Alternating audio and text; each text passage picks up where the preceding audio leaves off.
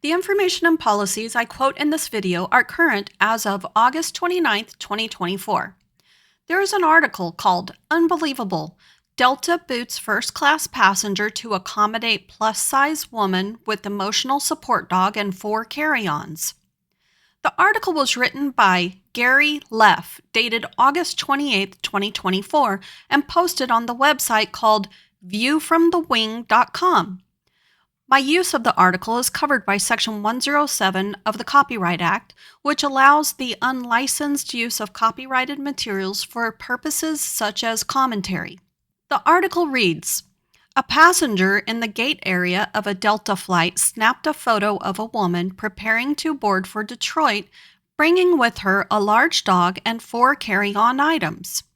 The dog wasn't in a bag that fits under the seat, which is required for a pet in the cabin. She had registered it with the airline as a service animal, but it clearly wasn't." Now, how do you determine that the dog was not a service animal? Unless the dog was labeled as an emotional support animal or it was misbehaving, how do you know? Service dogs cannot act aggressively by biting, barking, jumping, lunging, or injuring people or other animals. They typically do not urinate or defecate on the aircraft or in the gate area. Was the dog misbehaving? Additionally, a veterinarian is required to sign off on the service dog travel form. Ideally, the vet would realize the document is for a service animal and he would know whether or not the dog was really a service animal. My vets always knew when my dog was a working service animal because when they treated my dogs, we had to discuss if my dog was healthy enough to continue working or not. The article goes on to state that a pet in the cabin is treated as a carry-on, which means she should only have had a single personal item with her, not 4. This statement is correct. Per Delta Airlines, each passenger flying with Delta can bring 1 carry-on bag and 1 personal item free of charge, such as a purse, laptop bag, or item of similar size that will fit underneath the seat in front of you. Carry-on bag exceptions apply for passengers traveling with an infant in arms or passengers traveling with pets in the cabin. Depending on their size, some pets can travel as your carry-on. That's what Delta's website says. It also goes on to state that pets in kennels will count as your 1 carry-on item. In addition to the kennel, you are permitted to bring 1 personal item on board the aircraft. But this animal was flying as a service dog. A service dog is not a pet, but is classified as medical equipment. That means any supplies needed for the dog are also classified as medical equipment. Per Delta Airlines website, medical supplies or equipment are allowed on board as additional items at no extra charge. Some medical items can be carried on the plane as an additional carry-on item, as long as they meet the standard size and weight limits. If your supplies or equipment are included in a larger bag that contains other non-essential items, that bag will not be considered a free item and will be subject to normal baggage fees. We suggest that you pack your medication, hearing aids, and other medical supplies that cannot be easily replaced if lost or damaged in your carry-on bag. If the extra bags contain supplies for the service dog, maybe some of them could have been placed in her checked luggage. But we are always advised to keep important medical supplies in our carry-on bags in case the flight is delayed or we get separated from our luggage. Like if you end up flying on a different plane than your luggage. That lady will need to have food and dog dishes for her service dog. Yes, the 4 carry-on bags would have been allowed for free. As the article continues, the author, Gary Leff, described what happened in moving passengers around. The woman had purchased 1 first-class ticket.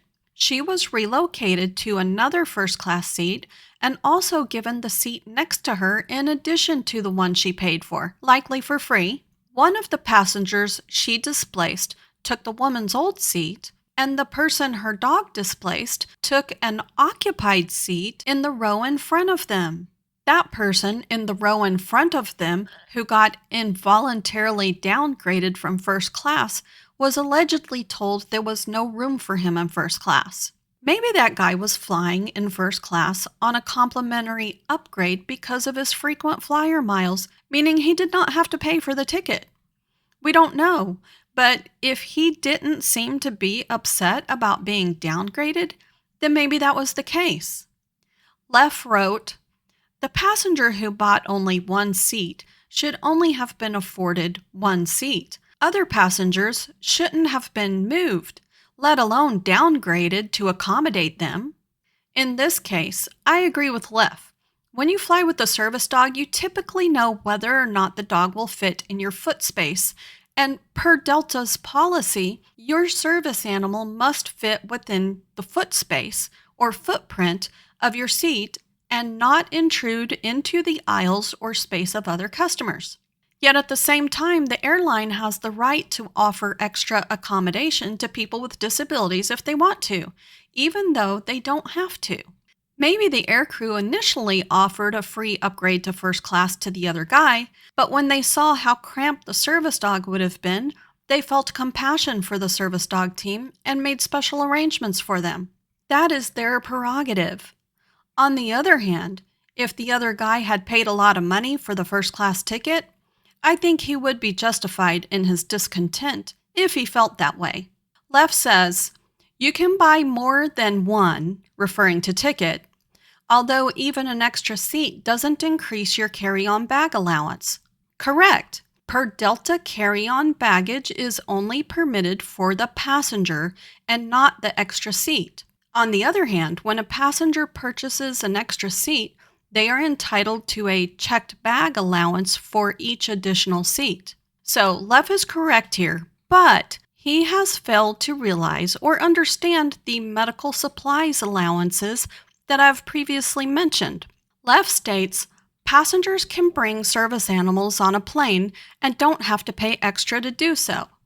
They just have to fill out paperwork, which largely amounts to attesting that it's a service animal. Leff is partially correct. There are 2 documents required for a service animal traveling on a Delta flight.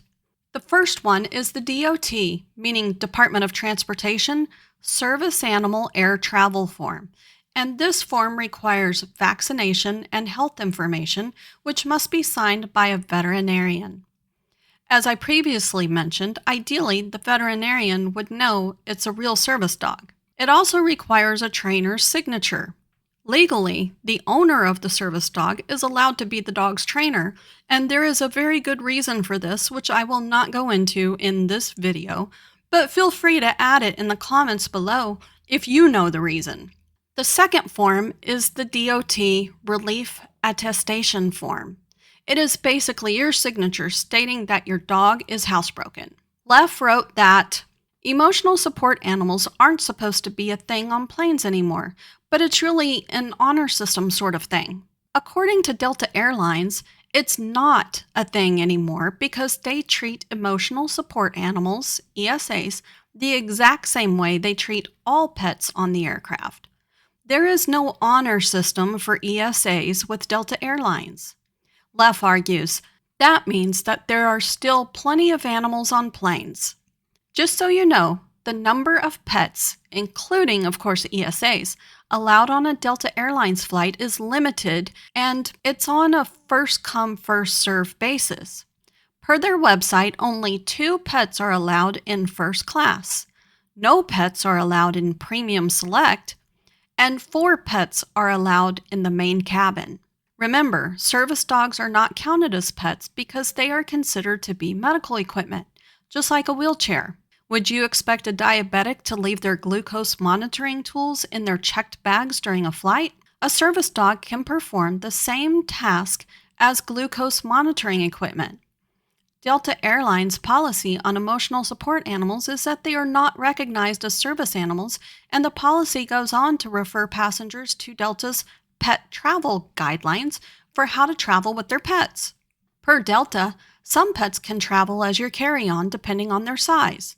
Some dogs, cats, and household birds can travel in the cabin for a one-way fee of $125 within the United States.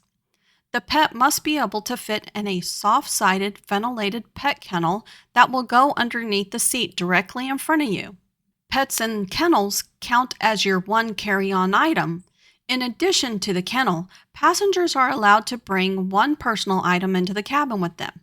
Leff complains that the average passenger wanting to bring an emotional support animal also happens not to be very good at handling the paperwork in advance.